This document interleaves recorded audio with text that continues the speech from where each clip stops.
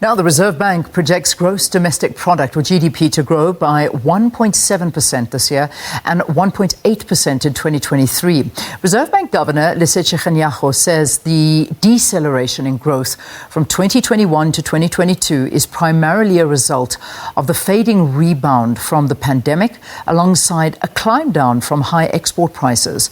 He says, however, the risks to the medium-term domestic growth outlook are assessed to be balanced. Kganyago has announced that the Reserve Bank's Monetary Policy Committee decided to increase rates by 25 basis points, pushing the repo rate to 4% now. Expectation at, I suppose, a manageable level. The decision to raise the interest rate was reached by 4 members of the committee, with only 1 member who preferred the rate to remain unchanged. So to talk about this, we've got Professor Peter Baur of the UJ School of Economics, who will help us understand and unpack what this means for us. Good to have you, Prof. Thanks so much for joining us. Good morning. Thank you very much. So from the outset, looked like everyone anticipated this the small interest rate hike. What are the theories around this? Okay. Most economists predicted a sort of an increase in interest rates to try and help curb the inflation. The real challenge that we have here is that's a textbook approach. I was one of the opinion that the interest rates would not be increasing, and the main reason for that would be the impact that's going to have on households, especially on the distribution of household income. That was a concern for me. Really, the crux of Kganyago's statement was on inflation. And according to Stats SA's Consumer Price Index, it hit 5.9% in December. I mean, this is its biggest annual increase since March 2017. I think the rate was at 6.1% then. So let's explain this in layman's terms, the implications of something like this. Okay, implications could be that in terms of interest rates, an increase in interest rates will definitely impact on, shall we say, investment capital flows into the country. So that will definitely be on the positive side. Obviously, we're trying to address inflation, but the problem with inflation is that we're actually importing inflation from many of the other countries. And obviously, this is driven by increasing oil prices, increasing food prices, and the like. And of course, the commodity demand. And what we are also seeing is in Europe with the pending crisis between Ukraine and Russia is also having an impact on expectations over there. So we import this inflation, which becomes basically a demand, shall we say, a cost push kind of factor, as opposed to a household demand pull inflation. An increase in interest rates is supposed to curb consumer spending. And I'm of the mind that it's not necessarily going to be changing consumer spending, but it's going to change the pattern in which consumers are going to be spending. So money within households have to be redistributed from one side of the household to another. So instead of investing more money in, shall we say, in food or into education, we'll probably be putting our money into debt and paying back debt at a higher cost. Also, it's going to impact us in terms of economic growth, which is going to have an overspill impact on unemployment, probably increase unemployment. While we are trying to sort of like stimulate economic growth, a higher interest rate has a tendency to reduce that impact. Shall we say, reduce that growth factor. And that's going to obviously spill over into, especially in South Africa's case, manufacturing. One of our benefits that we have is the lower exchange rate, or the weaker rand in the moment, is definitely promoting exports, and we earn additional capital from that. But our real concern right now is that, at least I'm very worried about how that's going to impact on households. Yeah, and that is the reality, is the households now. I mean, people have taken out, and we know this. I mean, during the pandemic times, people were taking bank holidays and allowing, not to do repayments, and then that's pushed forward. And we can see that the debt has been mounting and mounting and mounting for households. And now the reality is that debt that you took out is going to cost you more to pay back. And these are things that we need to keep in our mind. Obviously, savings, people that have got savings and are able to save, it's good news because at least you get a better interest rate. But the majority of the population, however, find themselves in a very difficult financial situation. And something like this is not necessarily going to help at all.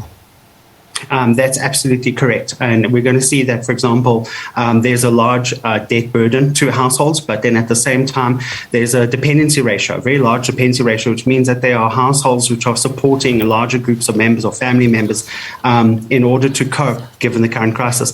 So what we are actually going to see is that they are now going to be affected by this because, the distribution of how income is going to impact them. Obviously, in terms of pension policies, etc., slightly higher interest rate could add a gain to your returns on your pension.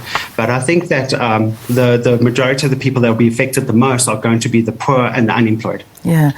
Let's talk about alternatives, because, this is something that I think is quite important to touch on, that are raising interest rates the only tool that they have?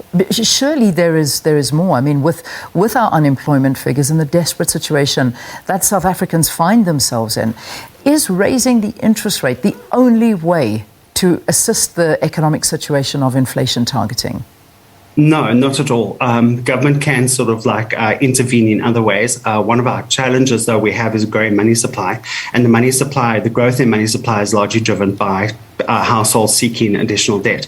So again, if you look at the spillover in terms of how we can control money supply, apart from tougher regulations on banks and issuing loans, etc., they could all obviously assist towards managing this. Again, my concern here is that the inflation that we're experiencing is again not a demand pull. It's not driven by households. It's a cost push, and so that kind of inflation will most likely impact on businesses in a very big way, and that's where we need to be really, really concerned. And I mean, when we talk about households, let's just look at already what we are expecting in the year ahead. We know that there's a 20% electricity price hanging over our head. We've just had an interest rate hike now, and no doubt there are going to be more. I mean, we've already been warned that this is the environment we'll find ourselves is this gradual rise. Then, of course, we've got the petrol price, which we predicting is going to go up a lot next week, which is another big problem amongst food increases. I mean, life is just getting more and more expensive, but the money is just not coming with it. I mean, people have been, their salaries have been cut.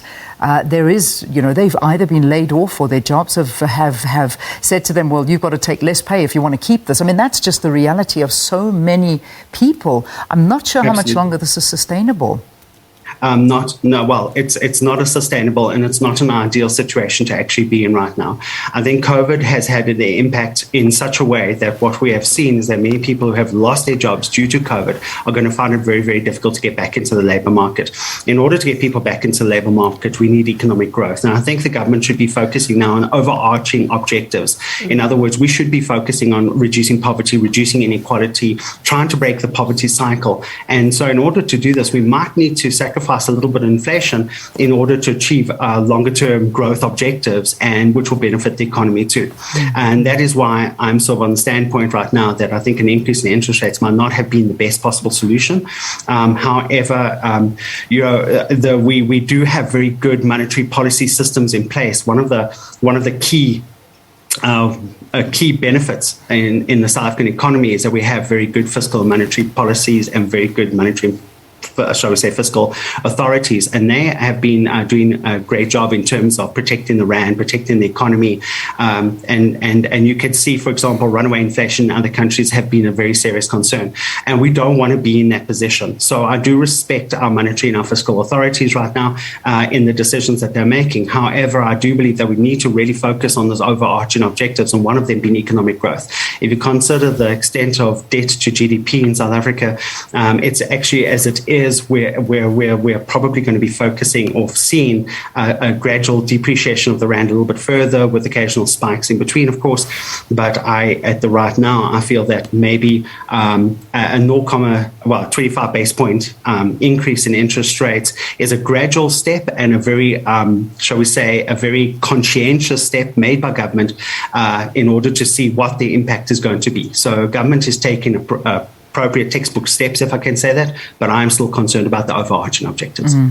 Let's look internationally, though, because obviously this is South Africa is not an island. It certainly was a part of a global pandemic and still is part of this global pandemic. As much as some countries try and get rid of the amount of restrictions, we see that in the UK. I mean, it was quite interesting to see what was happening in, where was it yesterday? In Denmark, I think it was, where they're basically saying, look, we're getting rid of all COVID restrictions. We're opening up. Let's get this economy going again. Globally, what is the trend? What are we seeing? Are they moving in the same direction that we are in terms of raising interest rates, fighting inflation, and using these kind of tricks? Or is there something that they're doing? We're going to put COVID and the monetary sort of issues into two separate baskets right now. There is an interrelationship, but let's just quickly, if I was going to be focusing on the inflation, we've got very high levels of inflation in both the USA and the European region. And of course, they're both large trade partners for us, very big, very important trade partners for us. And therefore, we're importing that inflation from them. And while obviously they are going to be actually pushing interest rates, but from their side, inflation is as well very much commodities driven. In other words, the high cost of energies. And if you take a look at the global changing environment, what we are seeing, the very harsh winters in the north, we saw in Israel just yesterday, we saw snow for the first time in ages, very, very harsh changing environment conditions. And this, of course, leads to additional consumption of energy. And the pending crisis between Russia and Ukraine is also leading towards a little bit of uncertainty within those markets. And that's putting pressure on businesses and is putting pressure on governments as well to mitigate against the risk, the uncertainty, and of course those commodity price hikes. If you just take a look at staple foods like wheat, that increase in wheat prices has been very, very, very large, and that is a major contribution towards most of the food industry around the world, especially in the northern countries. And so that is as well going to be impacting very much on their kind of inflation. So we're importing much of the inflation into South Africa, and that is the reality that we are actually facing. Yeah. All right. Well, let's start wrapping it up. I mean, it sounds like a very tough situation, but forecasts for the year. Let's try and have a look at that and perhaps look at where we are. I mean, it has been a very, very tough year, a tough 2 years, in fact. And even before we got into the pandemic, the economy wasn't looking too good. So looking forward, what are expectations for the year ahead? Much of it actually is going to depend on the relationship between Russia, Ukraine, and the NATO and the American alliances and allegiances in the moment. I think that conflict, that which is very possible, there's still a possibility that Putin sort of stands back, but at the same time, we are so close to the brink of a crisis. And I think at the same time, that is leading towards, that uncertainty is impacting on the markets. People are becoming very weary. And of course, that's putting the demand on commodities right now is growing. So this will obviously have an impact on our export industry, especially of primary and secondary goods. We are obviously dependent a lot on the import of these goods. And of course, that crisis and how that crisis gets managed is going to affect us in the way forward. I do see South Africa growing. I see a positive growth, not a very big growth, but I do see a growth of the year. I do see a slight weakening of the rand within intermediate, but I also do believe that we are going to be the economy, shall we say, a lot depends on how the next few months pan out. And also in terms of investor confidence in South Africa, a lot leans on the budget and how our budget is going to be delivered and some of the strategies that they're going to propose. Yeah, that is an important telling moment for us to see what is said in that budget. Prof, before I let you go, one comment that I'm reading, which I'm finding quite interesting from one of the economists that was giving their outlook on what happened yesterday. And this kind of speaks a lot of truth to me, but I'm not the economist, and I certainly am not the international investor who's wanting to make sure that, South Africa suddenly doesn't have a mass capital outflow and we start looking unattractive to investors externally and we worry about the currency. But as this economist says, is that it appears that we're more worried about what the international community is thinking as opposed to what's happening on the ground. Is that perhaps a good summary? Partially. I think what we're looking at is an increase in interest rates shows the rest of the world that we are very serious about inflation. It shows the rest of the world that we're very serious about monetary and fiscal policy within South Africa, especially monetary policy. And that is something that will give investors confidence. Business confidence as it is rather low, and investors have sort of waned a little bit in given the climate within South Africa, the political climate, and how we have managed we are managing our political environment. And so right now, I think what we're doing is we're boosting confidence. We're showing the world that we're very serious. Higher interest rates will bring capital back into the country. And so we are actually sending out a very positive message to the rest of the world with an increase in interest rates. Yet again, I need to iterate, the overarching objectives need to be taken into consideration. Specifically, let's look at our unemployment and how that's going to impact our growth.